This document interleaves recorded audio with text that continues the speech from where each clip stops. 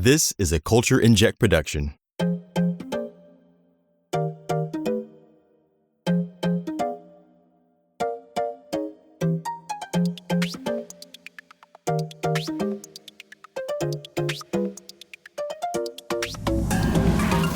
All right, welcome back, listeners, to season 4 of Part of Us. We are back for another season, and we've got lots of new news and developments for you. So welcome back to this particular season, and certainly this first episode. We're going to be looking today at a really interesting topic that maybe feels familiar to something that we did in the previous season, but we're going to be looking at Dawn's departure from the group. But we are approaching it from a fresh perspective compared to our previous discussions, so do not fret. And we're going to be looking at the timeline leading up to the release of the EV3 project. But before we get into that, let's remind you all where you can download all of these episodes. So if you have Apple Podcasts, Google Podcasts, YouTube, or Amazon Music, you can certainly find us there. And if you're on social, you can follow us on Twitter, or now X, at Part of Us Fancast, and En Vogue Craze on Facebook and YouTube. So, we are super excited to bring you more episodes deep diving into all things En Vogue. And so we're really excited to introduce you to some new voices that you might hear on the podcast. We are welcoming Quentin as our new full-time co-host. Shout out to Quentin. And we'll also be cycling in some really special guest co-hosts throughout the season. We'll have Mark on for an episode specifically about Soulflower. And we'll also be introducing you all to Kareem, a super fan who has lots of passion for En Vogue as well.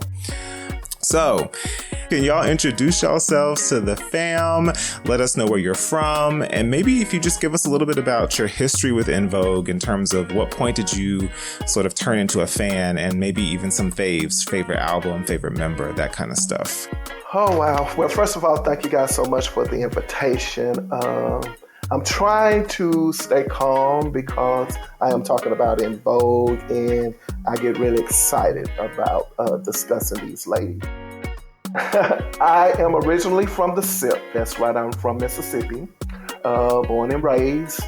And currently I am in education. I have spent the majority of my professional career in mental health as in education, so about 15 years.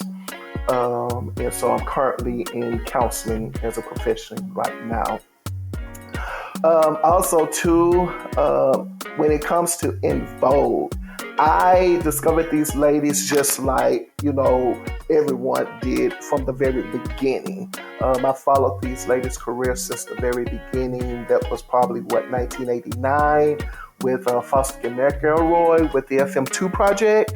I had no idea at the time that the ladies in the Dr. Soul video, as well as the Gotta Be a Better Way video, were the ladies of En Vogue until Tommy and Denny were on BET saying that those ladies were in the video. I think I discovered En Vogue. I don't think I remember the song being played on the radio because I was always in the television. I was always watching BET and other video programming. I saw the video first and instantly fell in love with En Vogue.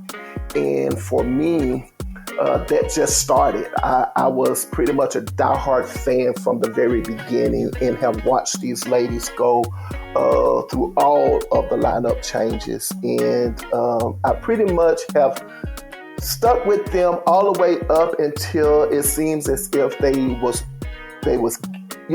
finding their groove with maybe Rona, and then they would go into the studio, record, you wouldn't hear anything, something would kind of like fall through, then Max would come back, and I think that's when I got so frustrated with the ladies, as far as their career and what was becoming of it, until I just kind of stopped because I was like, okay, I've had enough. So I kind of stopped following them for a while. As far as my favorite album, would be Funky Divas. My favorite song would be Don't Let Go Love. And my favorite En Voguer right now would probably be Maxine. However, it was Cindy Terry, Dawn and Maxine, and then it went to Maxine, Dawn, Sarah and Cindy, And now it's pretty much Max. But Max, because she's the underdog, I think. And I just like to see people, on their grind and not paying any attention to what the naysayers have to say and just continue to live your life. And so that's pretty much the reason why, she's my favorite at this moment in time. But I like them all. I love them all. I like Rona. It's unfortunately that she doesn't get the love I think that she, deserves, after nearly 20 years in the business with them. But I like her as well. It's not a dislike. But, I understand the reasons why most people probably, feel as if her contribution, I would say, to the group. And I leave it at that. But I like Rona. But at this moment in time, I like them, Max and Rona, from a personal, level as far as, them being in the business, I just like to see people, staying focused. And I think Max and Rona are doing that. Terry and Cindy, I like them because they are like the consummate professionals right now. I like Terry and Cindy because I think that, in a tough spot, I think you could probably depend on those two. So that's what I like most about them. Okay. Hi, everyone. Thank you for having me. My name is Quentin Harrison, as Ava said, and separate from my day job career in accounting and finance, I am also a professional music critic and author. And I've been doing that now for almost 20 years. It'll be 20 years in 2026 I've been doing it. And but I've loved music even longer than my writing career. And En Vogue was actually one of those foundational artists at the time. I'm 38, so I was in my grade school years when they launched. I have very vivid memories of hearing Hold On going up Gettysburg Avenue in Dayton, Ohio, where I was raised. In the back of my parents' Riviera, their Cadillac Riviera. So I've always associated Hold On with nighttime because of that. But I kind of sort of got to watch En Vogue sort of evolve in real time at the height of their success and understood, what they meant to just, Black music culture and broader popular music culture and pop culture in general. I didn't start officially buying their records till I was about 21, 22. And by that point, I knew they had gone through a few lineup changes. And so I kind of found it sort of fun to discover how they continue to evolve. If I had to pick my favorite album, it would probably be this one, EV3. Even though it is a bit of a transitional project, I really do admire the forward-thinking spirit of the project. But I also really like none of their records are bad. I think they're actually kind of up there with, if I'm thinking of like just girl groups that have really solid discographies, I think they've got a really solid sort of canon under their belt. But I also do have a soft spot for a lot of the work they've done with Rona on Soulflower and Electric Cafe. But I like the classic material too with Dawn. Funky Divas is, I think, one of the seminal R&B girl group albums of the 1990s. Like if I had to pick from that period, that's one of the major ones. You can't really talk about girl groups from that period and not talk about Funky Divas. So hopefully I've answered all the questions and everything. I think I did. Well, we are so thrilled to have you all joining the Part of Us family. But it would be remiss of me to not say hey to JP, Shady JP over there, already sliding in the things. JP, what you been up to since we last chatted? I've just been making my way. I went to see Beyonce. I was a part of the Renaissance. What else have I been doing with myself? I met Janet. Oh my gosh. Just living my life like it's golden, Oh, wow. I've been keeping busy. I keep a side gig, so the work front is steady and heavy, but life be lifing. So I don't know. Things have been good. I've also been outside a little bit, trying to make sure I get my concerts in too. I have yet to see Beyonce. I see Beyonce on the last stop in Kansas City, which is, I live nowhere near Kansas City, but I decided to go there because I got really good seats. So yeah, I've been sort of living what version of my best life is currently, and the summer is now gone, I guess. So we got a little bit more of the summer technically, but yeah, all has been good. Let's jump in to some things. We got some discussion later, but before we do, we want to give our listeners a sneak peek of what to expect this season. Season 4. I cannot believe it is season 4. That is wild. So let's share some of the confirmed episode topics as well as some that we're contemplating.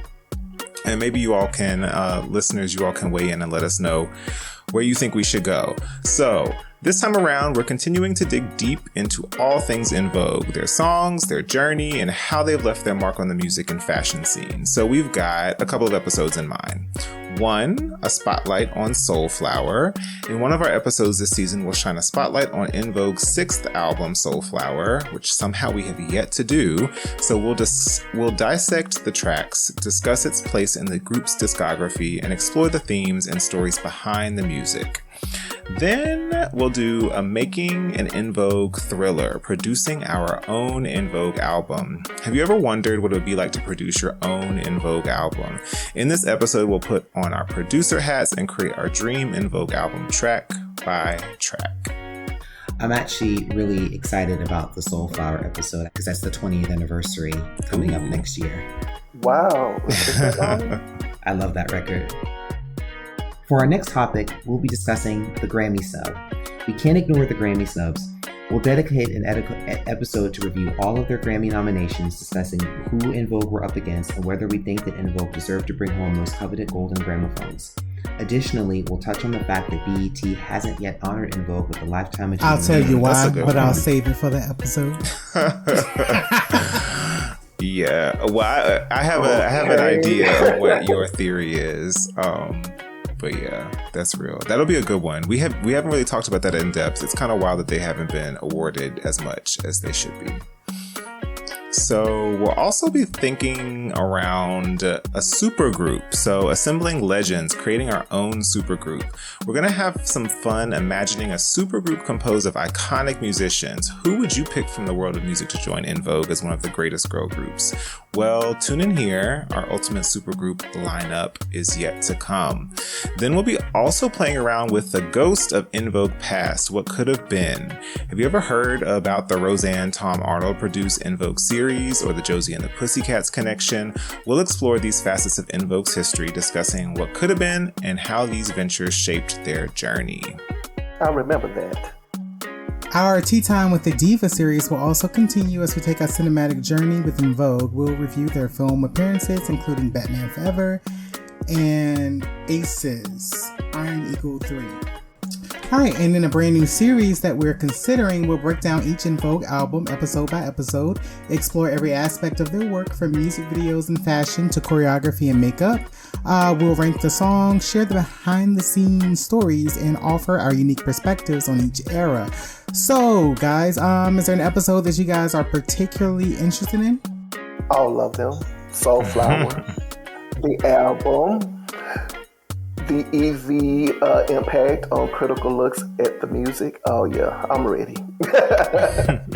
Again, as I stated, the Soulflower episode is definitely number one on my list. But sort of making our own En Vogue album would actually be a lot of fun, and I think it'd be sort of nice to sort of cross-pollinate the different tracks from across their studio albums and see what could hang together. And the Grammy snub will be sort of interesting. I always go either way on Grammys because they're important and they're nice, but I don't always think that there are a lot of recording acts who don't receive Grammys who shaped and influenced music. Diana Ross immediately comes to mind. She's been nominated, but she's never actually won. In fact, I believe she just had one of her first nods in a long time with her last project in the last cycle with Thank You. So I say all that to say that would be a possible one I have interest in, but yeah, I'm interested in the Grammy conversation as well because I feel like back then, I mean, the competition was really stiff, and I remember some of the people they were nominated against. So it'll be really interesting to kind of see if we agree on them not taking home that trophy or not. Well, most importantly, we will continue to engage with our listeners. Your questions, comments, fan stories have always been a crucial part of our show, and we look forward to hearing more from you again this season. All right, with that out of the way, y'all, let's get to today's discussion.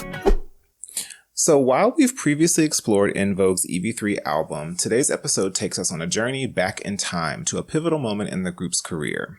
As some of you may have noticed, our producer has been uncovering hidden gems from En Vogue's past and sharing historical footage of their live performances on the Craze's YouTube channel. Among these uploads is En Vogue's performance at the 11th Annual Soul Train Music Awards, where the quartet performed Don't Let Go, Love. It also includes a moment where a snippet of You're All I Need with Dawn's original lead vocals are played during the event's opening announcements. The Notorious B.I.G., 112, Outkast, Puff Daddy, Tony Rich, Sally Richardson, 702, Will Smith, Snoop Doggy Dogg, Keith Sweat, SWV, Tamia, Michelle Thomas, Robert Townsend, and Charmaine. And now, ladies and gentlemen, please welcome four of the world's loveliest and most gifted entertainers, Electra recording stars, En Vogue. Now, why is this performance so special, you might ask? Well, there's more to it than meets the eye. The performance took place on March the 7th, 1997. And it's worth noting that aside from their rendition of the national anthem at the Atlanta Fulton County Stadium in 1996 during Game 5 of the 96 World Series, this performance stands out as the only instance during the late 90s when the quartet performed together. But here's where it gets really interesting.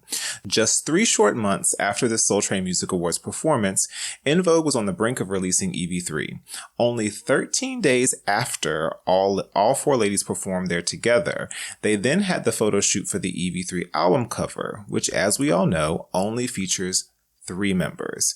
And just days after that photo shoot, Dawn officially announced her departure from En Vogue to the world.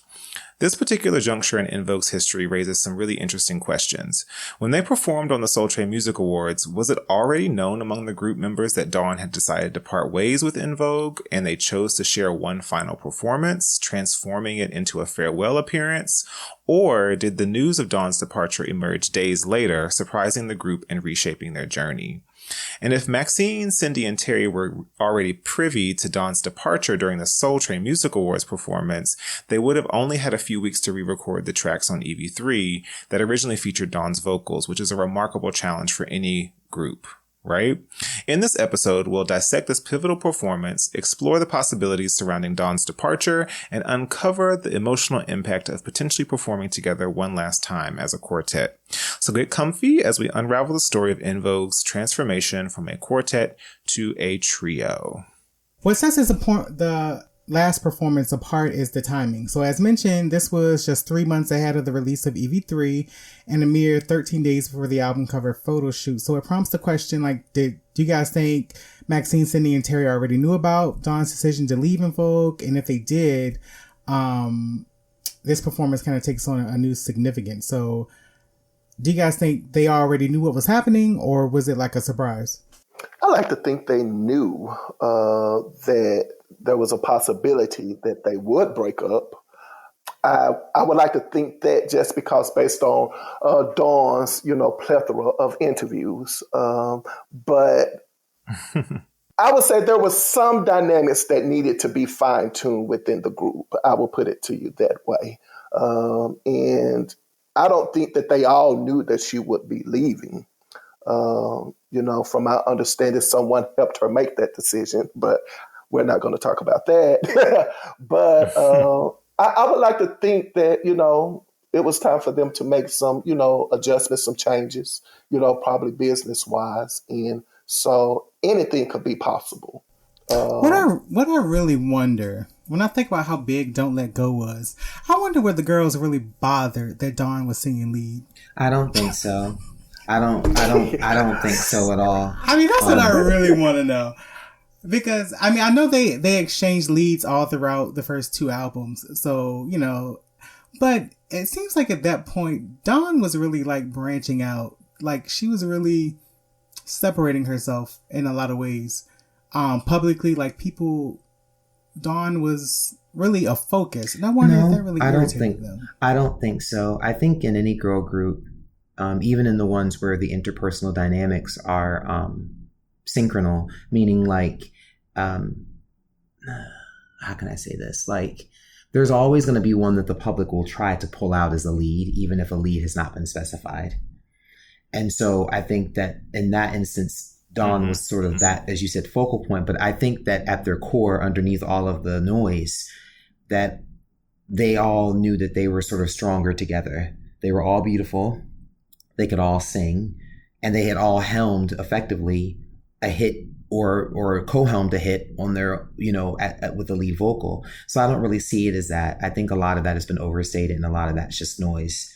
As I've understood it from what Dawn has shared and from what the, you know, Max and Cindy and Terry have shared, they were in the midst of contract negotiations, and unfortunately, the negotiations broke down. Now, I think it's to their credit that they continued to carry on professionally. You know, they were booked for the performance. They went ahead with the performance, probably with the hope that things could turn around, but it just wasn't in the cards. And that's unfortunate. But I think out of that, you know, something else beautiful came out of it, and that was that the group continued to evolve and change, which I think is one of the core tenets of En Vogue that is often missed. Because I think people sometimes want to sort of reach back to sort of thinking, well, what could have been and what was versus what is and what was happening. At least that's my perspective on it. I'm trying to figure out if I want to jump in now with my thoughts or if I'm going to jump in with the next question. So go ahead. Well, no, I guess for me, I'm just trying to... I know I have my own opinions about it, but I guess I'm trying to be nice in a roundabout sort of way. But I think I do agree with Quentin, though. I do.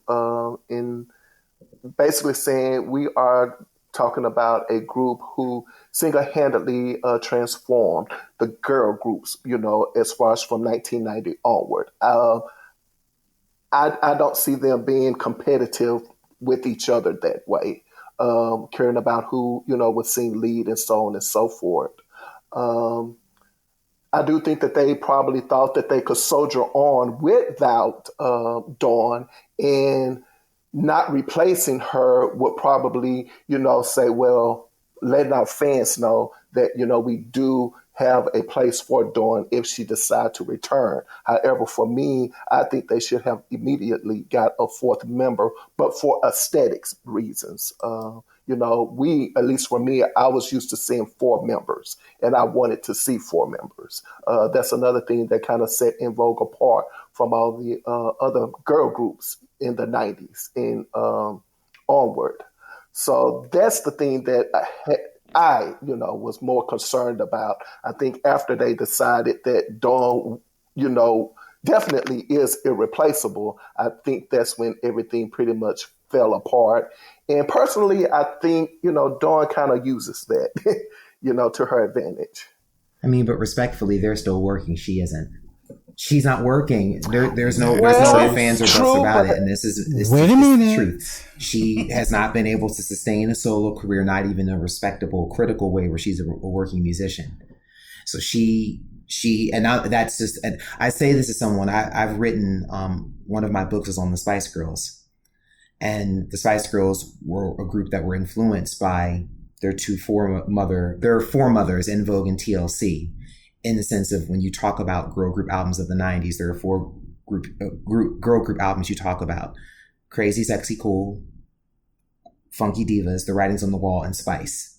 From a creative, critical, and commercial standpoint, I mention them because the Spice Girls were one of the only groups at the time who were able to function as a unit and then splinter off into solo careers that were, to a certain degree, at one point or another, level with that of the group in terms of public interest, critical attention, and commercial accessibility. The only group that I think that could actually rival them in that capacity would be New Edition. That said, returning to En Vogue, Dawn, for all of the busyness of her chatter. When her solo record manifested in 2002, I believe it was, forgive me if I got the year wrong, it didn't really sustain any interest. It would have been one thing if the record wasn't commercially successful and was creatively successful and a critical success, but it received mixed reviews at best. And subsequently, she spent the last 20 or so years relitigating the past. She's come back into the fold several times and nothing has moved forward. But these women are still releasing music. They're still touring. Now, you could argue about them not being at the heights that they were, but they are still, again, releasing music that's of a certain caliber. They draw a certain level of attention and people still go see them. So to me, I'm not trying to say, and I don't think they see it that way, that they got the last laugh. I think it's a very sad situation on the whole, because it seems like they've always tried, like you said, to keep the door open, despite some of the things that Dawn has said about the members of the group. And that's kind of my whole thing. I don't, and it's a shame because Dawn is beautiful. Dawn is talented. I think there was an opportunity there when they could have done a Home Again, returning to New Edition sort of comparison, where all five of them could have done something. And respectfully, I just felt that she was being a bit small, and that didn't serve her. And here we are. And there she is back hearing on YouTube, and they are still recording and doing their thing. And I'm sure that we'll eventually have the next record to come after Electric Cafe. So there we are. Yeah, again, I cannot disagree with you on that. But going back to Dawn, it seems to me, listening to some of the things she has said, she's not working because she chooses not to. And then not only is she not working, I think it has a lot to do with how she's being perceived in the business. And sometimes, you have to start from the bottom up. And it appears to me that she wants what's I'm looking for? I guess the bells and the whistles. And, at some moment in time, she's going to have to probably realizes that, if I'm going to have, a successful solo career, then I probably have to start over, from the bottom up, maybe possibly do some of the things that Max is doing. But not only that, but it won't be a disgrace to her career if she does that. I think the thing that really bothers me most about her career is the fact that, she's not committed to some things. It's more like, well, if I can have it this way, then no, I'm not going to do it. We're clear about her saying that she has been taken advantage of in some areas. And that's, only on her perspective about it. I know nothing about those things, only about what she says. But again, I think that she has to have some accountability and responsibility, for her own career as well. So I put it to you this way. It appears to me that she wants to have someone say, all right, well, here you are. Here's this huge platform because I'm Dawn Robinson of En Vogue. And then I'm going to go out on this stage, perform in front of, 5,000, 10,000 people because I'm Dawn Robinson. Instead of just simply saying, well, I might have to perform over here at this club. You understand? And I think she doesn't want to do that. Yeah, I agree with that. And I've noticed like a lot of artists from that era of like the 90s, I think when the major label system was very hands-on and they just kind of, put the dollars behind you. I feel like a lot of the women from that era really they don't have that hustler's mentality. Because I think today in the industry right now, you kind of have to be your own self-sustaining business, sort of. You know what I mean? You got to hire your own people. You got to really kind of work as an independent business. And I notice a lot of women from that era don't really know how to sustain without, having that machine behind them. I definitely think Dawn is that way. I think she's waiting for someone to kind of carry her along and put her where she should be. And that's just not going to happen. You got to really take Maxine's approach and build your own little team and kind of, figure it out, start small and, see where you go. I think, but you have to be your own advocate and you have to love what you do. You have to love your craft. You have to love your music. And there are so many people, men and women, but particularly women, genres aside, eras aside, who have circumvented the major label system and found a way to get their art to the public. now I'm not saying that she doesn't have her grievances between En Vogue and Lucy Pearl, but at some point, like you said, she has to take responsibility for her hand in this. And so when you go from one successful group then to another and then on your own, and then you can't sustain that interest, there has to be like if you want a label to invest in you, you have to invest in yourself to make yourself an attractive, attractive. I'm not talking in a superficial way, like physically so much so as more so just like in terms of what do you bring to the table as an artist? What is your vision?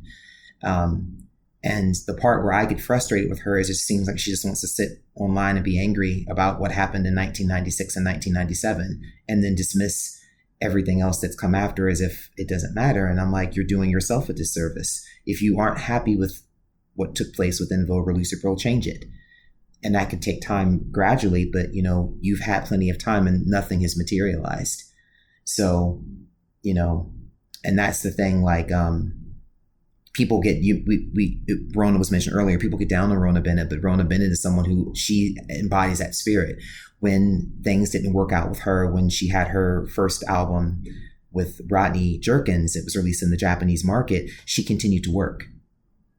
And then she was able to move into a space to join En Vogue. And now she's been in that group. She's, in my opinion, I think she's earned her way and she's got a career that works for her. And I think that's the thing. You just have to manifest what it is that you want. I'm not saying it's easy, but we all have to work towards something. So, but I don't think it was to get to the root of to the question. I don't think it was as thought of as a farewell performance. I think that, again, negotiations were in the midst of them. And I think they were hoping for things to work out and they just didn't. It just broke down. And that's the unfortunate part. I agree. I think I rewatched it and I think there's this question of whether you can discern any sort of hints or clues about like the departure from, even just rewatching it. I have, to be fair, I don't really enjoy this performance, or I've historically not enjoyed this performance because while I do think they look gorgeous and I think that I appreciate the creative sort of direction and the choreography that's happening with dancers and such, the fans are so aggressive on them that I feel like it started to really mess with their vocals, or the vocals became secondary to the aesthetic. And so vocally, it's just not a great performance. It's not a consistent performance. That's what I'll say. The notes are being hit. There's not bad notes being hit or wrong notes being hit. It's just that they're not sustained or they just don't sound as clear and crisp as what we're used to. And so I've largely just sort of written that performance off. It's just not the one I go back to. But for this, I thought it was interesting to rewatch it on the En Vogue Craze channel. Shout out to the channel. Because it did feel I was specifically watching the other ladies, and Terry is a little more understated than usual. She's not phoning it in per se, but she's just not giving it everything. That could be for the fact that she really doesn't have anything other than ad libs at the end, and maybe she was mad about it. But that is at play here. And then even Cindy was kind of, I don't know, it just felt a little more somber than meanwhile, Dawn is sort of working the stage all up and through. Right. But the other ladies felt very chill compared to her. The energy didn't feel consistent across all four ladies. Right. That's why I asked. I wonder if they felt some kind of way because that is their biggest song of their career. Even at that time, that was the biggest song of their career. And I just wonder because I do remember the other three just not really giving as much. And I'm I just wonder, it felt, I don't know if it was tension. I don't know if it was her singing lead. I don't know, but something did feel kind of different. I mean, aside from the fans and the vocals, but I mean, just the overall energy did seem a little off to me. Well, I would agree, but I don't know if any of you noticed this dynamic about En Vogue in that performance, including the video. And that is that En Vogue always look in sync. They always look like they are very close in any performance, any interviews that they're doing. And with this video in their performance, I think there was tension because these ladies are definitely like they're keeping their space from each other. Like there's no closeness about them at all. Like these ladies are very touchy-feely. Like they, you know what I'm saying? They're a very hands-on, laughable group. You know, you can see them interacting with each other and it seemed like they're always on the same page. This song was sung intensely, I think. You know, as far as in the studio and it's this performance, they are definitely not feeling each other. They're not. And I think, again, we're here to do a show. We're going to show up. We're going to perform. But you can tell that there are some behind the scenes things and not necessarily saying, you know, anything other than it's probably the negotiations and the things that are occurring because of those negotiations. You know, it sounds like you're saying the writing's on the wall. But I'm bummed.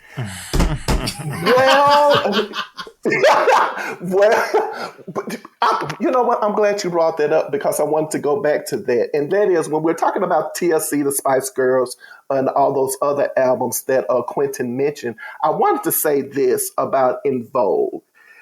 It doesn't matter to me how many records any other girl group sells. It doesn't. And how they are able to maintain, you know, their careers or their longevity in the business. You know, En Vogue can stay where they are, you know, right now today, and another girl group can come out and surpass them. But En Vogue will forever be the blueprint. You know, everybody tries to model after them. And for that, they will always reign supreme to me. I see it as multiple blueprints. I think En Vogue adds to a rich tapestry of the girl group tradition. I wasn't mentioning them as it saying as if one was better. I was putting them in that group of the 90s because it's very much as I'm sure there are people who will talk about the girl group records of the 2000s or what have you, or of the 80s or of the 70s or the 60s. I just was wanting to give that context. But I see En Vogue as moving forward the rich tradition of their Oakland foremothers, the Pointer Sisters, who to me, quite frankly, are one of the most versatile girl groups who have ever touched a mic. I love them. I actually don't think they get their due at all. I mean, they were doing things that were just completely not done in that industry at the time, very much in the same way as Patti LaBelle and Nona Hendrix and Sarah Dash did when Cindy Birdsong exited for the Supremes and they became LaBelle and then they moved it forward. And I'm only in this moment, I'm only talking about the R&B genre. I haven't even moved into some of the other genres yet to talk about, or even the bands from the Go-Go's to Climax. So I think it's all a rich tapestry. I think everyone's a blueprint. And I think that, but En Vogue stands out, like you said, because they are En Vogue, but also I think a big part of their success is the longevity that they've had. And I think, you know, EV3 was a record that helped move them forward. And despite all of the tension, despite all of the noise and the drama, I actually think that they managed to still maintain the core tenet of what that record was supposed to be, which was evolving and moving their sound and their image forward. And they did that even though they sadly lost somebody along the way. I think that's commendable. And that's what puts them above the fray, without like shortchanging anybody else. And I think I always say there's room for everybody, and somebody is always having to stand on somebody's shoulders. Someone's always they're always forever opening doors for others. I was going to say this is off topic, but I love the Pointer Sisters. And I feel like every time I've been on this podcast and I've mentioned the Pointer Sisters, no one else can relate. So thank you for mentioning them. Oh, but yeah, I love them. They're fantastic. Now, you want to talk about someone who hasn't gotten, their due, where they're like due, Grammys or Rock Hall. They're due, and we've only got one left. One left. We just got Ruth left. And it's really a shame because when the first Black women to perform at the Grand Ole Opry, they are incredible. And they're the first ones to win a country Grammy, I believe, right? Mm-hmm. And and they've influenced so many people. And so that's what I mean. I think there's so many different girl groups, both in America and the UK, because the other girl group who tends to be forgotten out of the UK that was doing their thing at the time, that was sort of taking their cues from En Vogue, was Eternal. And they were, but I mean, now, were they in the same space as some other girl groups? No. But I think, like I said, there's room for everyone. But girl groups, that's kind of one of my specialties because, like I said, As a Spice Girls fan, as an En Vogue fan, I just love girl groups, girl bands, and all different sorts of configurations and genres and periods. But I have a question. So since you mentioned EV3 moving the group forward, I just have to understand what you mean by that, because when I listen to that album, I don't hear anything progressive about it. So I'm just curious to know what you. Really? To me, it feels like a regression. Like not at all. It feels very much so. Like, I remember when I bought that CD when it came out. Like, I still have it, and I just remember thinking, like, what are these songs? Why is there so much guitar? I felt like I remember being extremely.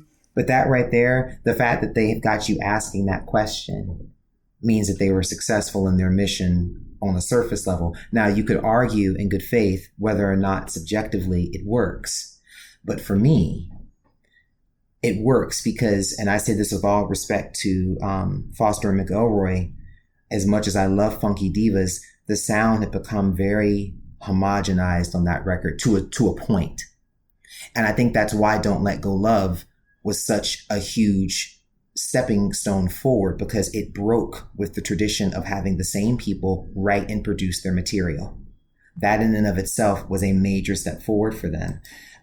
Having, Organized Noise do that record for them was amazing.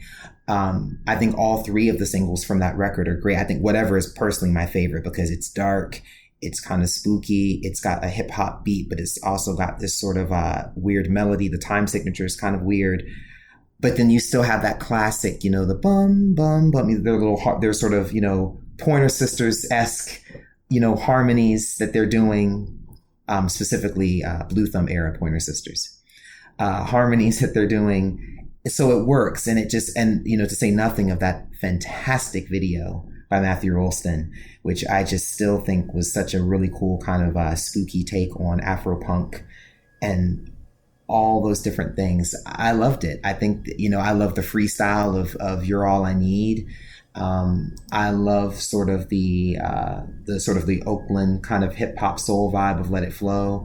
And then obviously stuff like I've Got Your Gun and It's About Love, and what I love is they kept Foster and McElroy on for some of the other tracks, and some of those songs like Love Makes You Do Things, and it sort of saw them sort of leaning into some of the neo soul stuff, but on their own sort of terms. And there were some 70s soul throwbacks. There was a few sort of leitmotifs sonically that they're pointing to the direction that they would eventually go in with Soulflower, like with Love Makes You Do Things and What a Difference a Day Makes.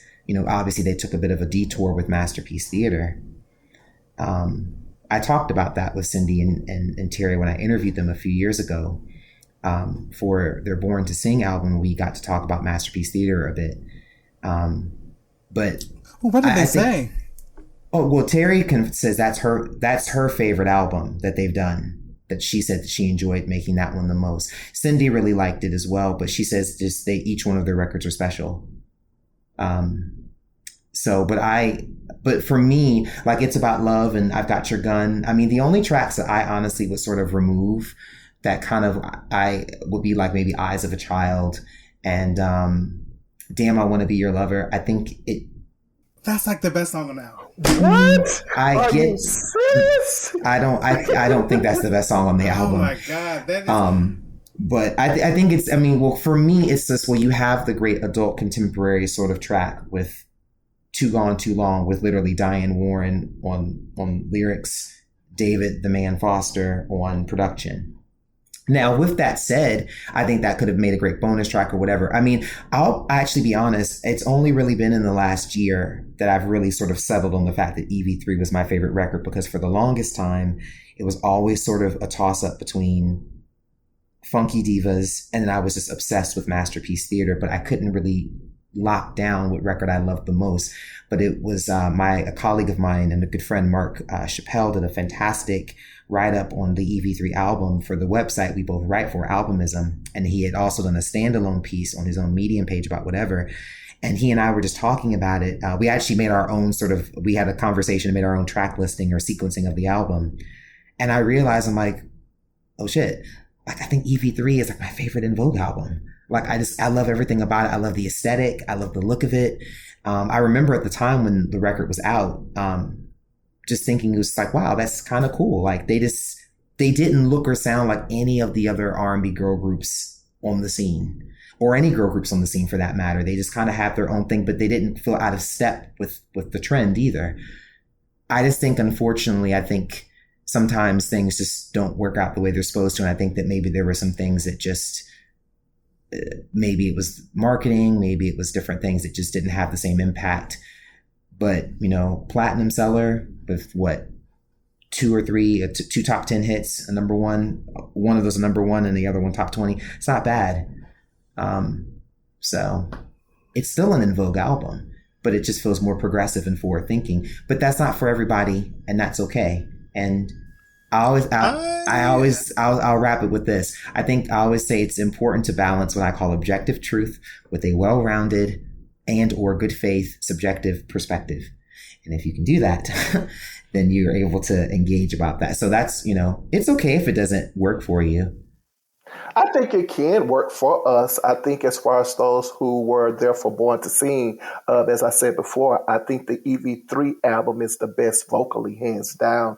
And I do like the album. I think the reason why diehard En Vogue fans are not embracing it is because Dawn is not there. And so therefore, no one gave the album the attention that it should have received. I do. I honestly think it's a great album. Right Direction, it would definitely be my favorite song on the album. I love the vocals for Too Gone Too Long. I like it. I mean, and I agree with you as far as everything you said, Quentin, regarding the album. But I think we just not giving it a try for going back to where we were, and that is talking about the Soul Train performance, right?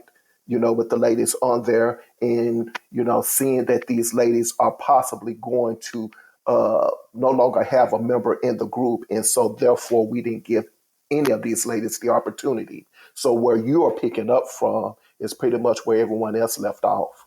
And it's unfortunate.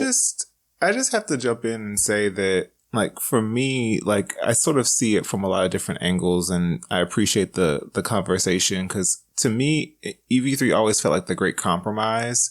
Like, in my fantasy world, because I don't know any of these things, right? Like, we don't know what was going down in the studio, but like, it feels like there's this sort of tug of war between what does feel like, perhaps a bit more of a playing around with progressive sound, like with Whatever, and even It's About Love and like Let It Flow feel like a little bit moodier. And so those are the songs I gravitate towards. However, it does feel like there was a tug of war between, we still got to make sure we have the polish, which I think is something that Quentin said earlier around the polish, like, because there was a perception of En Vogue as a polished group, and they were like, okay, we can't go too far in there. We still got to get our like Diane Warren track. Like, we still got to get our, like, the pop hit.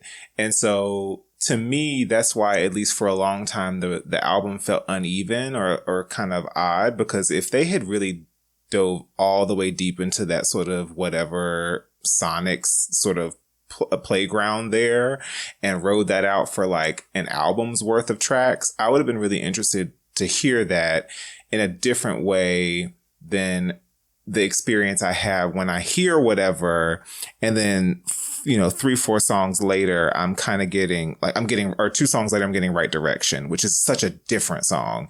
And so I really can't appreciate the sort of ping pong of that, because that's not the sort of experience I really enjoy. I kind of enjoy a more cohesive experience.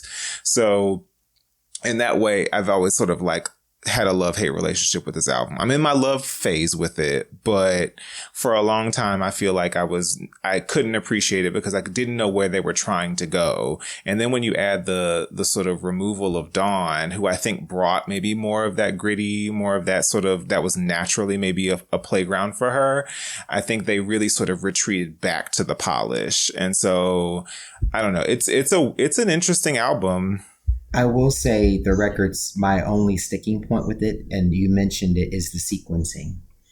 I think if this record were resequenced differently, that's valid. That balance between the grit and the sugar would have been seamless in the sense that you could but I think that it is jar. And I think personally for me, I think that only typically tends to work when you can move stylistically, genre wise. I think that's a pop genre thing. It's harder, I think, for like what I call the grounded genres in my mind, like a rock or an alternative or R&B, where there are certain rules or cultural needs that have to be met, that the audience needs met.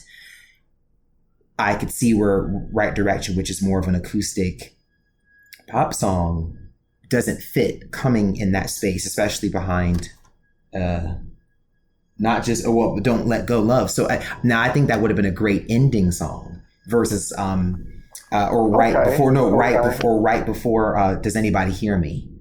That would have been a perfect way to close the record in a soft way. And then because I think the one is an a cappella, that sort of taps more into the gospel side of things. And so I think there's a way to bring that audience back in, and then you can bring up the other stuff in the middle and sequence it. Great albums are undone by sequencing all the time. I say that often. Again, mentioning Janet Jackson, I love Discipline, but a big part of my problem with that record is it's terribly sequenced. I hate the way it's sequenced, and that's what causes the record to that one to not work for me. But within this one, I'm able to overlook the sequencing because I just love the playfulness of the sonic direction. It's just interesting to watch them just sort of like be like, fuck it, I'm just going to do this. And for the most part, it works song by song. And if you take it that way, then I guess it's kind of interesting and adventurous. Well, Quentin, I have a question for you since you're mentioning that. And this is the question. I remember purchasing the album, and I said to myself, listening to Tommy and Denny's tracks on the album, and first of all, I was like, okay, they pushed them to, the B side. That's the first thing I thought about. And then secondly, when you listen to Born to Sing and Funky Divas, and then you listen to Tommy and Denny's songs or tracks on the album EV3, I felt as if by the time I heard all of their tracks, to me, it felt as if they just got started, like probably trying to find their flow with the album or where they were going. And I just felt like they kind of came up short. And if they had recorded the entire album, I think we would probably have gotten better tracks from them. I do think I think all three of the tracks that were sort of marooned on the international or the Japanese pressings should have made the record. The only songs that I would technically remove from the record would be Eyes of a Child, Damn I Want to Be Your Lover, and probably Sitting by Heaven's Door. I think that would probably have made a better B-side. Only because Don't Let Go and Too Gone Too Long those are sort of the tentpole ballads for me on the record. And then you've got like this really great 1-2 punch of like the sort of breezy take on new sort of neo soul, and sort of more like kind of a throwback, or almost a throwback to the 70s soul, which is really what the neo soul movement was. It was bringing in the production and aestheticism of the 1970s R&B and black pop into a contemporary context. I love both of those songs. I love those songs. They're actually two of my favorite En Vogue songs ever. I really, really like them because Love Makes You Do Things. It's so pretty. And it's just gorgeous. And again, I think it prognosticates what they were going to do with soul, what was coming, but obviously a few years down the pike, because they did Masterpiece Theater in that space in between, and then the Christmas record, which I always tend to forget. Sorry, oh gosh, let's forget it. Please continue. Love Makes You Do Things and What a Difference a Day Makes are like my two least favorite songs on that album. Oh no, they're gorgeous. I hate that. I hate the album. It feels so disjointed because I think to what Josh was saying, part of the album is very progressive with Whatever, which I think is one of my favorite En Vogue songs. But then you have these very adult contemporary numbers that Foster and McElroy did at the end, which feel very regressive to me. I feel like part of the album, I feel like it has a lot of potential. It's new sounds. It's pushing music forward a bit. And then Tommy and Denny get on and it's okay, we're going back to basics. But my question is, what song on Funky Divas and Born to Sing are that organic, breezy, and free. Now, what I'm thinking I'm hearing is that you don't like those songs tonally, which is a different thing from sonically. Like, to me, even though they're polished, it still feels progressive and in step with what was happening, because I think when you look around at what was going on in Black music, and, we were just, a year and a half away from On How Life Is with Macy Gray and the first Jill Scott record. I'm not saying that these two songs are on par with those two records and the singles that they would produce, but I do feel that they were that was their way of putting their ear to the ground and seeing like, oh, people are doing this neo soul thing. It's kind of old school. We can kind of do that and get to the root, the 70s girl group root of what we do. Because I've always kind of wanted them to do, like, I don't want to call it a roots record, but like a real proper 70s girl group soul fusion, old school, new school kind of thing. And that's what I like about those two tracks. But I could get where tonally it splits from the darker elements of the record. But again, I think that's the thing about En Vogue. There's darkness, there's light. I mean, the very first single they did, Hold On to Me, I've always felt that sound was very dark. That's a part of its appeal. I think when I think of neo soul, when I think about like an Erykah Badu or Jill Scott and D'Angelo and like that, those people that kind of came out around that neo soul movement, I feel like their music felt, I don't want to say darker, because I feel like that's just... You left a few people out there. That's what you left out. Karen Wheeler. You left out Macy Gray.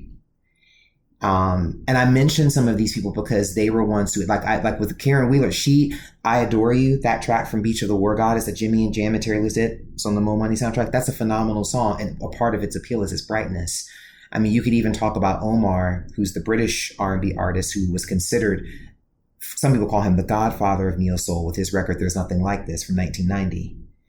And that's what I mean. I think, and that's not saying I love Erykah. I love, I'm not a D'Angelo fan, but I like Maxwell. I think there were so many different people in that space. Adriana Evans, who the same year that they did this record, Adriana Evans did her first record, her self-titled.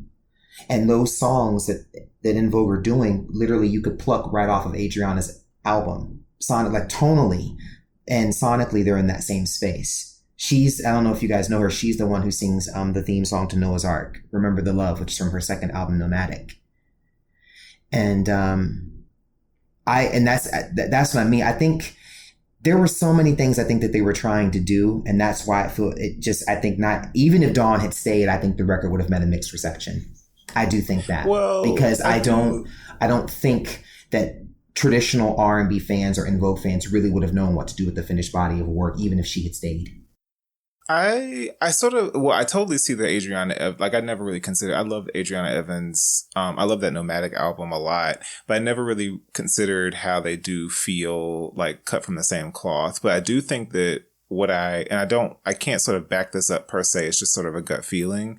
But it feels like at that time in the 90s, it felt like what was being critically heralded and commercially sort of supported felt like slower, quote unquote, deeper, like neo soul. So like it feels like because you're right, like Adriana Evans makes such bright music, and these songs we're talking about are equally as bright, but contain the sort of depth that a lot of neo soul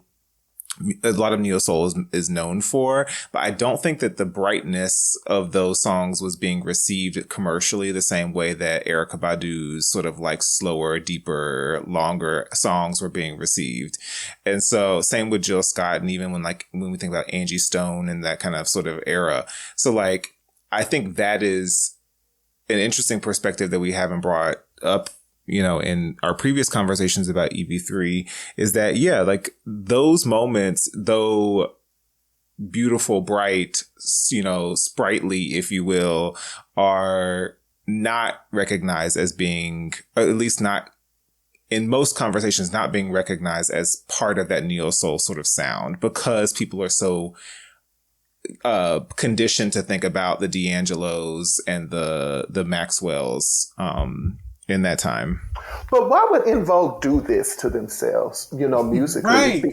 Because listen, but listen to where I'm going. I know, my opinions are not always popular, but I think about the Funky Divas album, Quentin, and when I think about the Funky Divas album, I think about Desire. I think about Free Your Mind. What is the other song? They even rapped on it. What is it? Did they know it to the Fat Lady Sings? The Lady Sings. Like what they had a house. Hip hop now. What is love? These songs they played around with, and it worked for me at the time. Now, when I listen to the Funky Divas album, I'm saying like I really liked this song at the time, but I still like the Funky Divas album overall.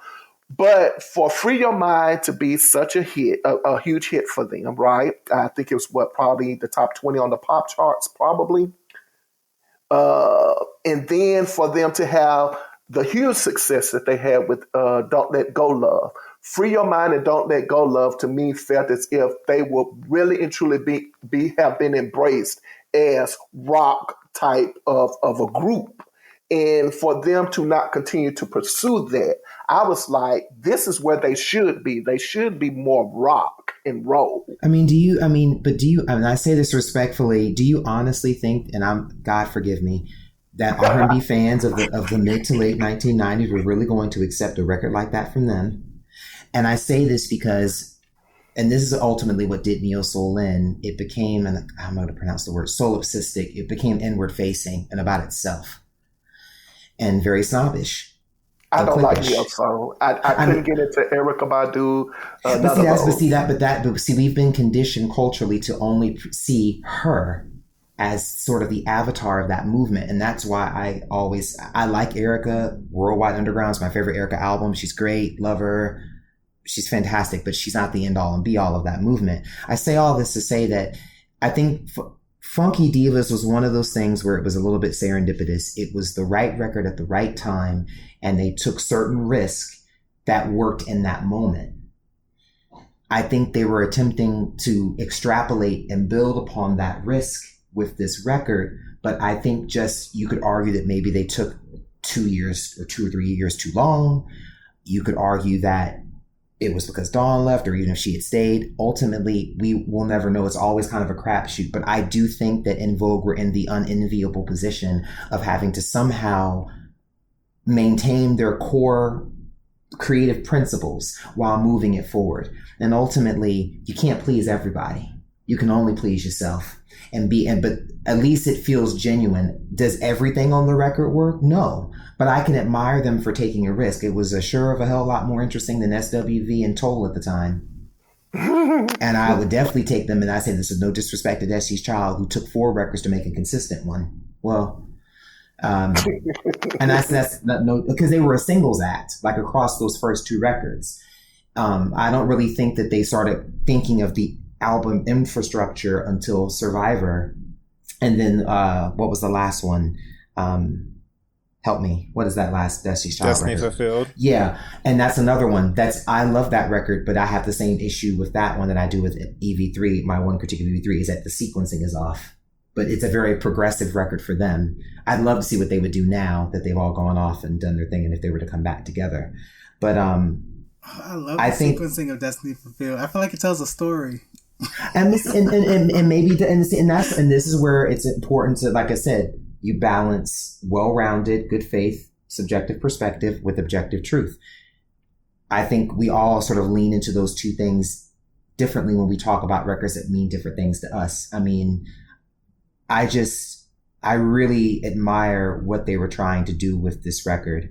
And I think it also said, and then of course, in true amazing fashion, instead of they sort of went back to their comfort zone, but then they doubled down on doing something very difficult and sort of obtuse and abstract. And I'm not using obtuse and abstract as a pejorative here. With Masterpiece Theater, that record is just fucking bonkers. I love it. Like the fact that they're taking like contemporary R&B and fusing it to like these weird like classical musical and melodies and film scores and a riddle thing, the 10 little Indians. Who does that? But that's what makes them. I actually put them up there with Sister Sledge as one of the most underrated R&B girl group canons ever, because like Sister Sledge, their entire legacy hinges on 1 or 2 albums that were commercially successful, but everyone ignores all of the other records they've done. But when you actually dig into En Vogue's catalog, the records are very consistent. They're very consistent and engaging. And even if they don't always work, they engage you. The fact that we're talking about this record, 26 years removed, speaks to the power that the album has. I think that should give them their credit for that. I like the entire. I like all the songs on Masterpiece Theater except for Riddle. I wish they never recorded it. It was a very interesting song. I admire the premise, but yeah, that one. But that was also an example where I wish they had. I felt like them retreating to Foster McElroy limited that. That was an album had they had the budget for a proper orchestra, because they did some of those songs at a very popular European music live festival called Night of the Proms. And hearing what is it, that song in the En Vogue Love Suite? Sad But True. Sad But True. With the strings behind them was incredible. It gave it a whole other different dimension.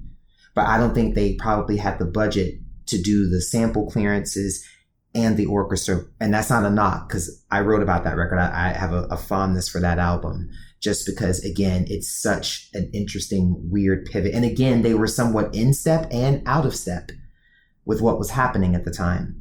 And I think that's why both EV3 and Masterpiece Theater, they're kind of like two sides of the same coin. You know, when you look at what the R&B girl group paradigm is supposed to be, as much as En Vogue personifies that, they also break those rules and they flout them. And I think that's what makes them exciting. Like, I put on EV3 and I get goosebumps sometimes, like when like that freestyle beat drops on You're All I Need, or like I said, Love Makes You Do Things with that really relaxed guitar, and that just it's like almost like bossa nova 70s soul. I love it. It's just I've Got Your Gun. Even the title for that is just hot. It's just interesting. I love it. It shouldn't work, but it does. And lastly, for me, I'm going to say this. I want to make sure I remember this. Going back to Don't Let Go Love, you mentioned Funky Divas probably being, serendipitous, What about with Don't Let Go Love? Do you think it's 4 black females in a group with 4 black females in a movie? And that's what made the song so popular, even though we love the song? Like, what about that single that made En Vogue return, center stage, and for the EV3 album to fizzle out? So I think I understand the part. Okay, go ahead on. I didn't mean to cut across you. I wouldn't say it fizzled out. I would just say I would say that En Vogue was, I use the term, I say it was a soft seller, because it wasn't a complete commercial disaster. That was Masterpiece Theater. Creative success, but a commercial disaster. EV3 was only a soft seller. I mean, I think with Don't Let Go Love, there was definitely some alignment of the stars with, the film Set It Off, which is a fantastic film, with just the direction. And I think even just putting Dawn in that space for her to do the lead on that. And just even but again, I think it's a great song. It's a well-written song. I think it has an energy to it. And, they still carried that energy over onto the record. I just think that, sometimes people, they might like something for a song, but that may not be what they want sustained over an album. There's so many, I feel that way about Brandy. I think there are records that she's done that she's had these singles that people have connected to, but they don't know how to connect to the albums. B7 comes to mind. Like, I love that record. I thought that record was phenomenal. I've been waiting years for her to do a record. Oh, I hate that album. See, and that's all right. Now, my favorite, but keep in mind, my favorite Brandy record ever, just to be on record, is Human. Because I needed something that had substance after the ridiculous, pointless artifice of Aphrodisiac, which I can appreciate that critically, and many critics loved it, fans loved it, did nothing for me. But I'm also not a Timbaland fan, not in the way that other people are. But no, but I say all that to say, I just think to answer your question, Kareem, I think it just, again, there was a little bit of serendipity, but I also think it was just a great song. And I just think people connected with a great song. And I think just, they were the people to deliver that song, and no one else could have done it the way they did it. And so we love them for that. Let's now delve into the backdrop of the EV3 album cover photo shoot, which took place on March the 20th through the 21st, 1997, by the renowned husband and wife photography team known as Guzman, specifically Constance Hansen and Russell Peacock. The EV3 album cover photo shoot marked a visual representation of En Vogue's transition from a quartet to a trio. The timing of this photo shoot, occurring just days after their Soul Train Music Awards performance, adds layers of meaning to the images captured. Imagine the atmosphere in the studio during this photo shoot. If, as we discussed in the previous segment, the group members were aware of Dawn's impending departure, this would have been an emotionally charged moment. So Guzman flew out to Los Angeles for the album cover shoot, and what's particularly intriguing is that they had expected 4 members of En Vogue to show up, but only 3 arrived. They noted while they sensed something was amiss, they refrained from prying too much, not wanting to disrupt the atmosphere. One of the quotes from Russell says, "We were expecting 4 to show up, but it was just 3. We got the vibe to mind our business, and so we did." They were super professional, Constance remembers. When you get to that level, you have to bring it home. We knew something was going on, but we weren't going to ask because then it might ruin the vibe. We didn't even want to go there. This revelation adds a layer of mystery and tension to the photo shoot, reflecting the group's internal dynamics at the time. Why do you suppose Guzman wasn't informed in advance about the alteration in the group's lineup? I feel like that was a last-minute choice. Do you think the timing of the EV3 album cover photo shoot occurring shortly after the Soul Train Music Awards performance added a unique layer of significance to the images captured? I love that photo shoot. Oh, God. Everything about it. It's right up there with Ellen von Unwerf's work on The Velvet Rope for Janet Jackson. Oh, I love it so much. It's fabulous. Afro-punk, but it's chic. It's European, but it's New York. It's fantastic. When I saw the pictures in our outline, the outtakes, Had you seen those before? Yeah, they're my favorite too. They're my favorite. This is my favorite, like, captured photography of En Vogue, because I think it's the most, like, it looks the most, well, I tend to favor editorial, like, high fashion moments. And so I just think that this gives attitude. It gives, like, a little bit, for them to have been so known for poise and posture and being sort of synced in that way, these photos feel just so opposite of that, which could very well, I mean, I think that these photos complement parts of the album so well. These photos do not complement all other parts of the album, but when I saw these photos, I was, like, taken aback.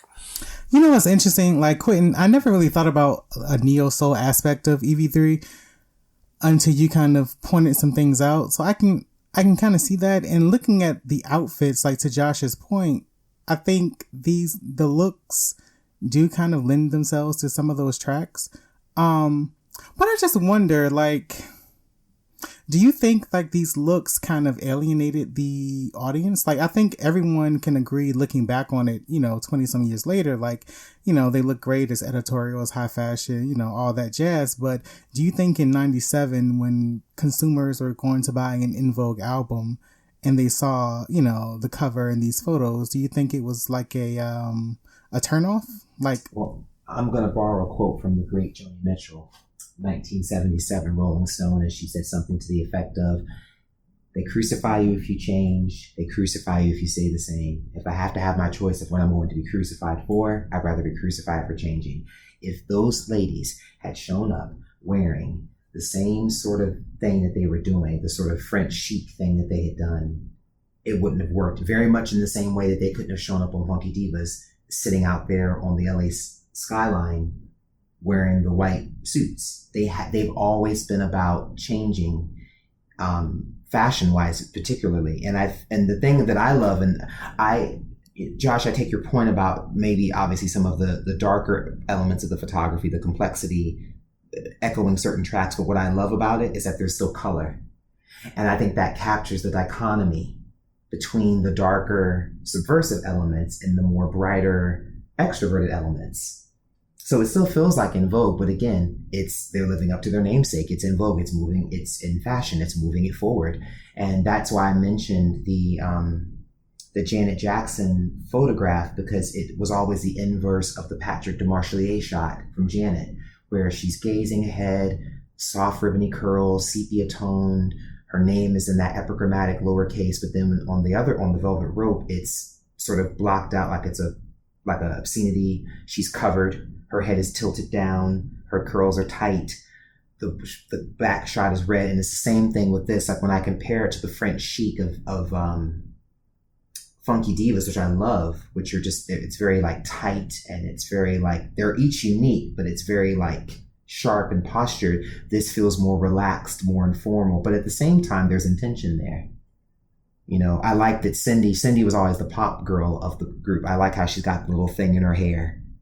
Then you've got Maxine, who's always been a bit off kilter in a cool way, not in a bad way. So she's got the barrette in her hair with the blouse. Terry's got the little, what is it? That tiara? Yeah, the tiara, the blue, the fishnets. And I love that when you open the CD case and you take the CD out of the tray liner, I believe that is Maxine's blouse that's in the tray liner. Just aesthetically, I love it. It was so different. Yeah, I think the through line is that they have always played around with femininity in a way that is consistent. So like this is a departure, but it is not so far off. Like they're still serving the same type of feminine energy. It's just, wrapped in a different sort of aesthetic. So I appreciate it. I really wish, like, when these outtakes came out, number one, I was just like, wow, who unearthed them? Thank God. But then I was just like, I would put these on my wall. Like, they're just gorgeous. They are. Like, and again, the Afro-punk thing, the different versions and textures of black hair. It was Black Girls Rock before it was Black Girls Rock. I love it. God, I love it so much. It still feels so fresh. I want a whole coffee table book with all of their different like photography from like Born to Sing through Electric Cafe, like yesterday. I need it terribly. Yeah, one thing I always say when I look at these photos and like the aesthetics of this time, the hair really stands out to me. And I really hope someone gets to ask, one of the ladies kind of what they felt the backlash was, or the reception was, in terms of like not having the classic European standard of hair beauty, right? Rocking a fro for Maxine, rocking the big hair for Cindy. Like, I just wonder, were they afraid? Did they get pushback from the label about the look? I'm just really curious, because I know at that time, especially in the late 90s, you didn't see black artists really taking that level of risks. Of course you had like a Macy Gray, but she was known to she came out eccentric. En Vogue came out really polished and with a certain type of look. So I just wonder kind of what the overall consensus was, when you show up and what's the label head's name? The female that Sylvia worked with Rome. him. Yeah. Sylvia. Like, what did Sylvia Rome say when Max came out with that fro? Like, I would just love to know kind of like what the conversations were. Oh, they look amazing. I just wonder kind of what the feedback was from the label, from the departments and at the label and all of that. Because I just feel like with this look, it was really a risk, you know what I mean? And, of course, with the risks, you do get rewards, but I'm sure a lot of times you have to fight, to be able to get that vision seen. Well, what adds a unique twist to this narrative is the revelation that, according to Dawn's ex-husband, Dre Allen, Dawn had been sent to a separate studio space during the photo shoot. Apparently, the record label had her in a different location while Cindy, Maxine, and Terry were at the primary studio with the photographers. If true, heavy emphasis on the if true, then this definitely hints at potential tensions within the group, or at least between the label and Dawn. And it raises questions about the dynamics at play during this moment in En Vogue's history. What are y'all's thoughts on this? So are they saying like Dawn was at the photo shoot? And like supposedly. I have a hard time believing that. Like, where are those outtakes? And why would she just not? I don't think they were going to try to like Photoshop her or whatever the equivalent of that was in 96, 97 in.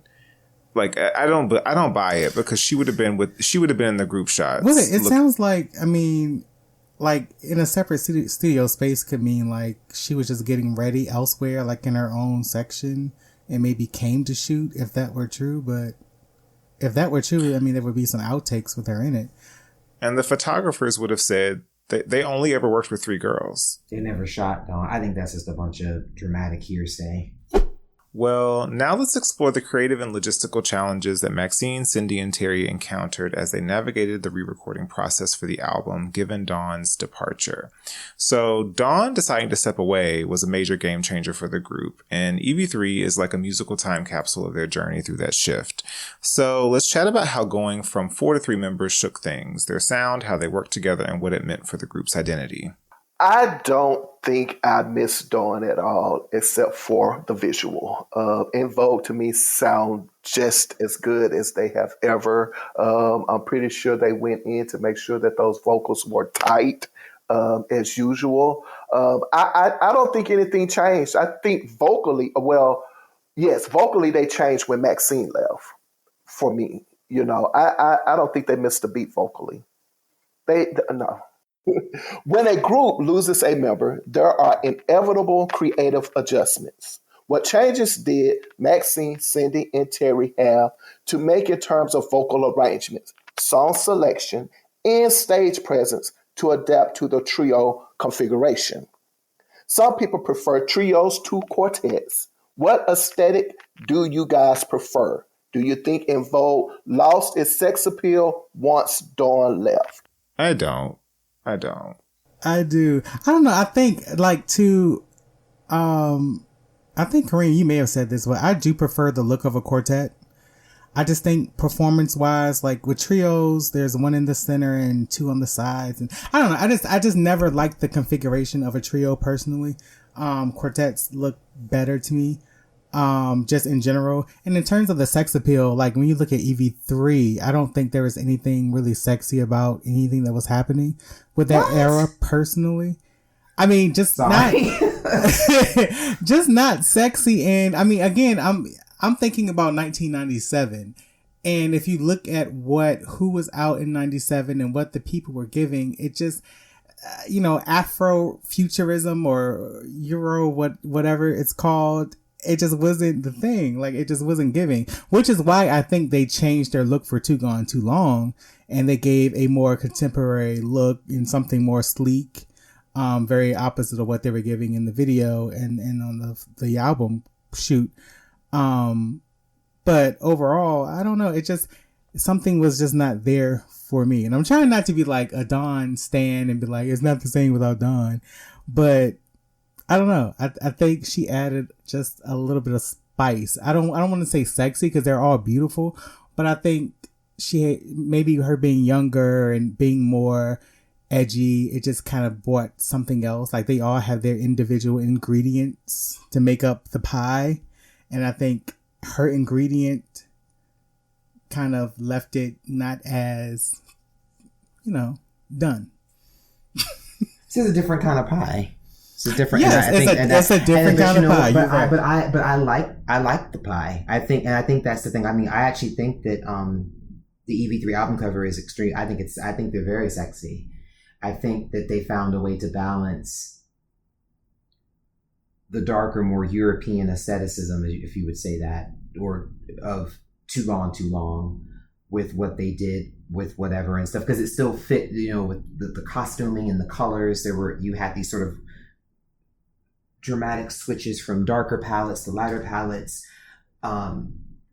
Quite frankly, like I said, whatever. I mean, I love that. I just, I just think that they were in a different place. I mean, they lost something, but I think they gained something too. They had to move forward. So if Dawn didn't want to be a part of it, they just kept on moving. And like I said, I think they got the last laugh anyway. So, but I get it. I mean, she was definitely the sex symbol in the conventional sense, but in the same way they could all sing, I think they were all beautiful. If I had to pick my favorite, I think there's just something about Terry during this period that was just really cool. I think Terry was really feeling it. I mean, that face on the cover is just, face card never declines, my God. I love it. She's giving it to you. She was ready to go, and I love it. I love the angular shape of her posture. I'm like, all right, use them, was it shoulders? Yeah, shoulders. She's great. So, but we love Dawn. Dawn is cool. So now I probably come off as like the evil Dawn hater. So you balance out. You're not. So I don't hate Dawn. I really don't. I actually, like I said, I keep holding out against hope that one day she'll find peace and they could just do a record like Home Again with all 5 of them, and I can die happy. Well, Dawn's voice certainly was integral to En Vogue's signature sound. How did her departure impact the group's sound and harmonies? And did they manage to maintain their distinctive style, or do you feel that they embraced a new musical direction? What are some of those standout tracks from EV3 that showcase the sort of new dynamic that's at play? I mean, with EV3, I don't really hear a difference because she's all over the album. Like, she's in, like, her voice is still in a lot of the background. She's even on a couple of the verses. So it's kind of hard to judge with EV3 with her not being there. In terms of like the harmonies and stuff, because she's in a lot of the songs still. I think, Masterpiece Theater is a better judge of kind of how they changed their sound once she left. But as far as this album goes, it's like, she's up and through them backgrounds. Well, let's consider the reaction of En Vogue's fans to this transformation. Were there divided opinions on the trio sound versus the quartet's sound? Yeah, I think there were like opinions about, why she left and, was she a bitch and, whose fault it was and all of that stuff. I mean, that was the topic, right? I mean, that was the consensus. Right, because they still sang. Yeah, I don't think anyone really cared. I don't think anyone's like, oh, y'all don't sound the same. Like, I mean. Right. I do think that there's people who do find, more voices to be richer and fuller. And I think that there's like that critique to be made. But I don't think that any of the chatter was ever around whether they could still pull off the sound. Yeah, I think the chatter was, whose fault is it and what's going to happen next? I have to say, and I think there's something about, so we keep talking about Don't Let Go Love as a single and how it sort of fed into the album, but there was a sizable gap between when Don't Let Go Love was released and when subsequent singles were released. So Don't Let Go was September, October of 96, and EV3 came out in June of 97.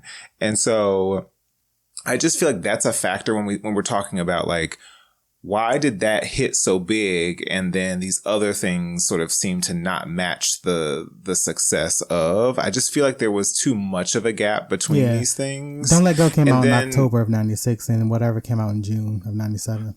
So could it be that the movie is what kept it going because, people were still into the movie? And I think that's a factor. Okay. But then also I just have to name also, and I think we said this on a previous episode about EV3, is just that Cindy at the time, as an example, had a kid 2 years before, was 36 or 37 at the time. The ladies were all in that sort of age range, more or less. And I just think that that's a dynamic, spoken or unspoken, around the industry and how what they allow for their pop stars. And when you have early 20 somethings like the Spice Girls, or you have this sort of wave of new pop stars, that late 90s sort of pop era was just so young. And so I just think that this, looking at them trying, it wasn't like they were trying, they were grasping for relevance, because I think that they made something that was true to them. And I think that is fine. But I still to this day think that there was a push to try to make sure that they were serving all audiences as opposed to playing to the real audience. Because, I remember there was we talked about this in an episode where they were on the lineup with some really young and up and it was a festival gig or one of these radio gigs, and they were just nobody they were on the stage with performing or on the bill with them was anyone anywhere in their sort of league. It was all these like sort of young pop star, young up and comer, 20 something teen, you know, whatever. And here are these grown women singing down. And so I just think that that is an element in the room in these moments, is that they have to maintain an audience, but they also have to reintroduce themselves to a new set of people who are gravitating towards a lot of other options when it comes to girl groups, but when it comes to just sort of pop music in general. And the other thing, though, when you talk about the success or, you know, kind of their decline or whatever, I mean, most artists, if you really think about it, like most artists commercially only have like 2, maybe 3, like really commercially successful albums. You know what I mean? Like not everyone is going to have the Beyonce or the Janet, like Mariah Carey, that type of like longevity where they're still going platinum, you know, 4 or 5 albums, you know, into their careers. So, I mean, I think En Vogue kind of beat the odds, even though, you know, EV3 may have been a soft seller and Masterpiece Theater did what it did. Let's talk about how Maxine, Cindy, and Terry adapted during this transition time. They had some hurdles to jump over. So how do you think they managed to overcome them as a trio? Like, what do you think were the big factors that kept En Vogue going, even though one of the original members left the group? Well, it would definitely be the harmony. You go from 4 to 3. So I'm sure there had to be some adjustment right from the, you know, very beginning. You know, re-recording and, you know, doing live performances, and how are you going to sound now? Who is taking Dawn's part? Will it be Terry? Because I don't think Max is doing any of Dawn's parts. No, I don't think so. Because it depends on the era, because like they kind of alternate now, but like at the time it felt like maybe Terry, like I would have, if it was me, I would have subbed Terry in for Dawn's parts. So moving on, let's discuss the practicalities and challenges that the trio encountered when re-recording songs originally featuring Dawn's vocals. Josh?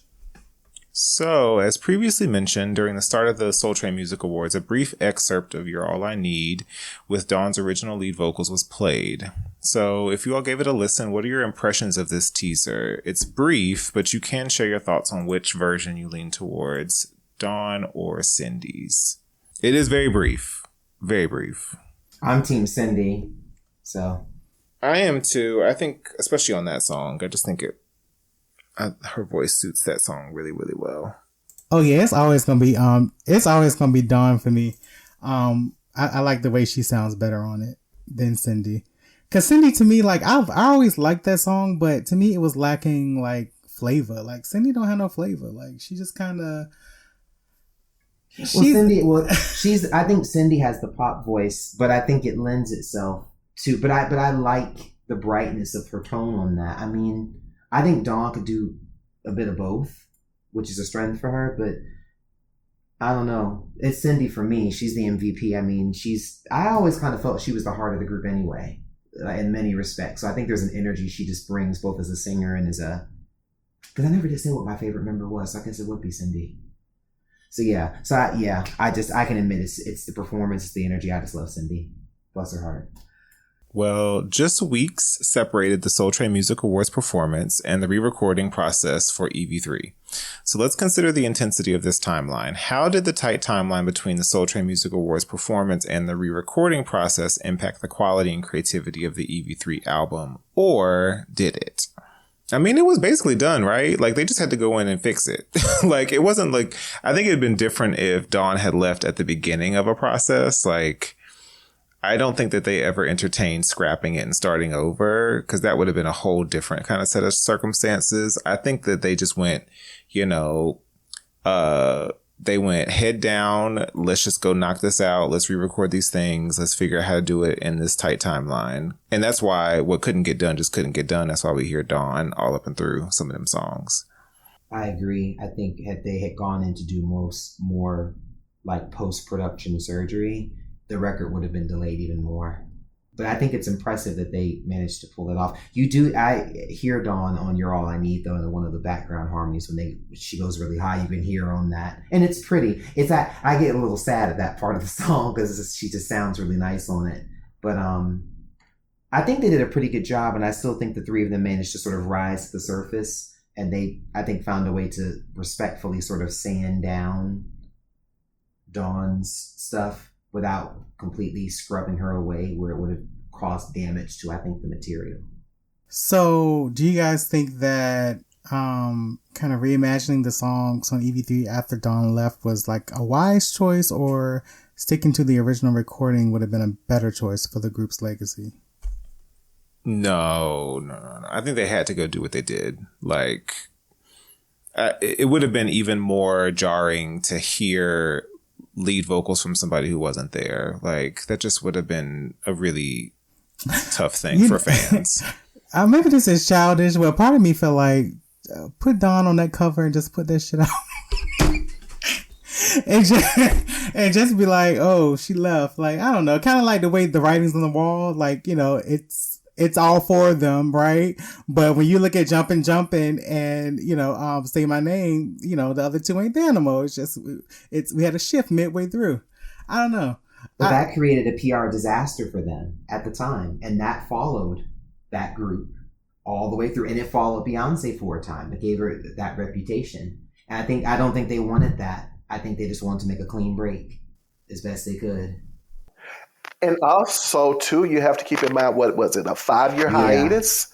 And so the fact that for a person such as myself, I would think that if they did, you know, scrap the album to go back in and record another one, we probably would be talking about En Vogue this way. I think the group would have not been in existence, you know, after that.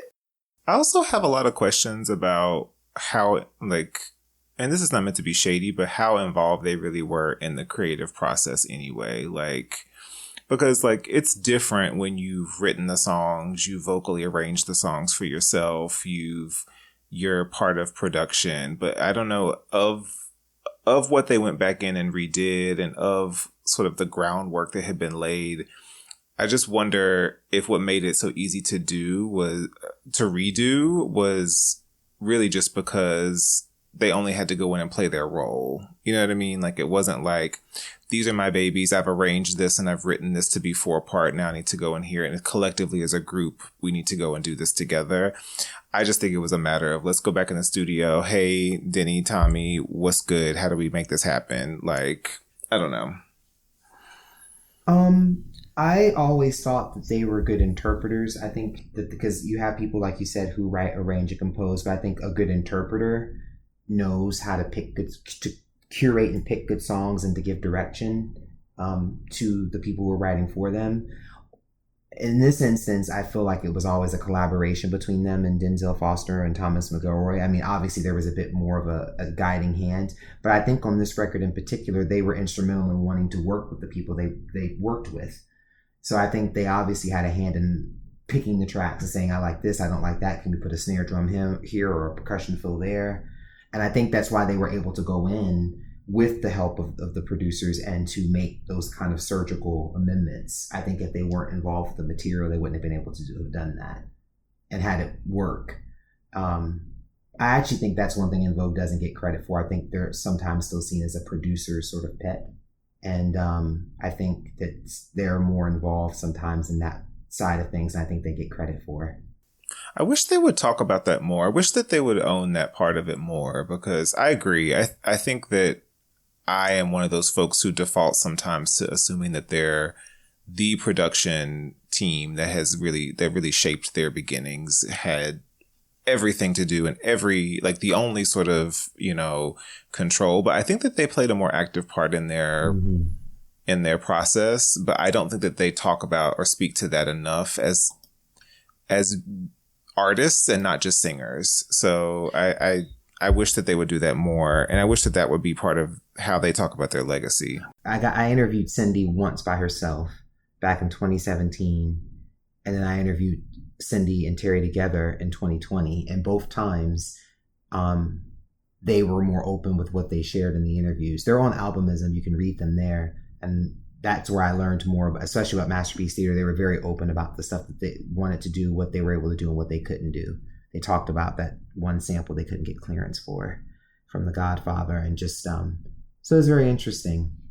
I think a lot of that, I always say you're correct, Josh. I do think that they have to take some more authority in how they talk about their legacy. But then I think at the same time, when you're stuck with interviewers who only want to ask you about like your hair or about the same songs or, oh, what was it like back in 1992? I was like, oh, for God's sake, there's a new album out.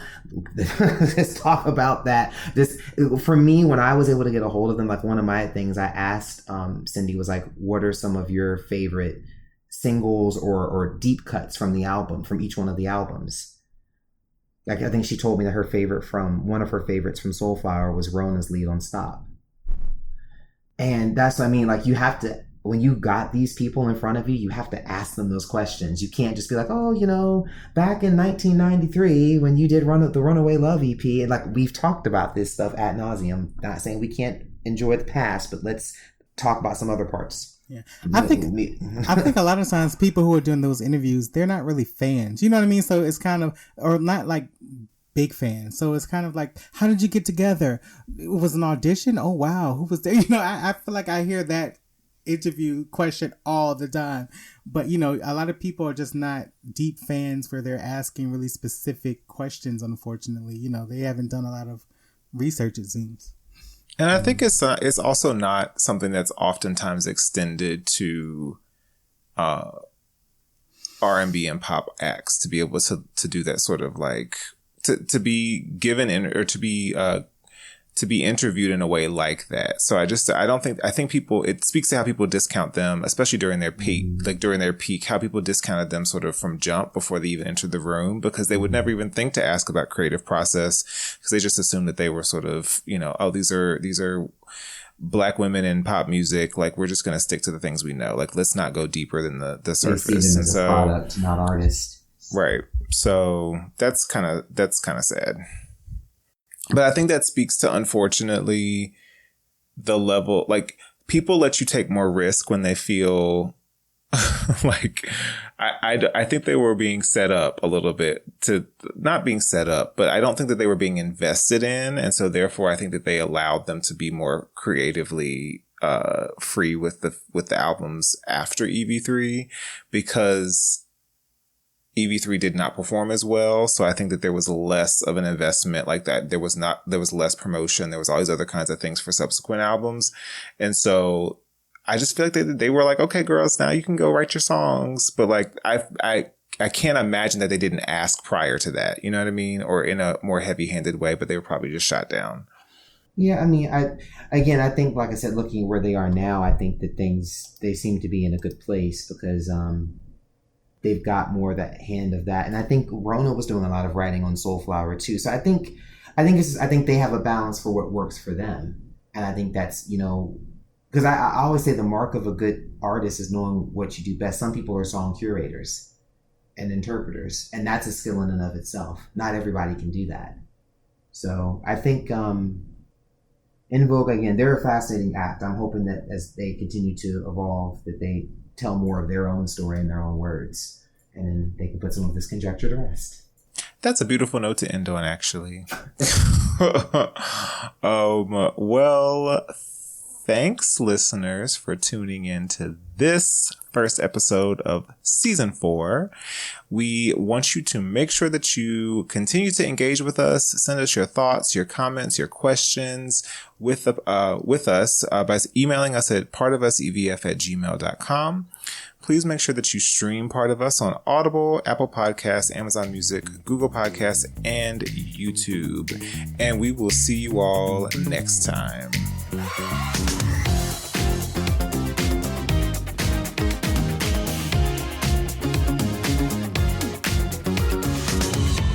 This episode of Part of Us at En Vogue Fancast was researched, written, produced, and edited by Matthew at Culture Inject Productions. We're more than just a podcast. We're a fan community. You can keep up to date on En Vogue and chat with other fans by visiting En Vogue Craze on Facebook. You can also follow us on YouTube and Instagram at En Vogue Craze and Twitter at Part of Us Fancast. Part of Us and En Vogue Fancast is not endorsed by En Vogue, E1 Music, or En Vogue Records, and is intended for entertainment and educational purposes only. En Vogue and its names, images, and audio clips are registered trademarks and/or copyrights of their respective copyright holders.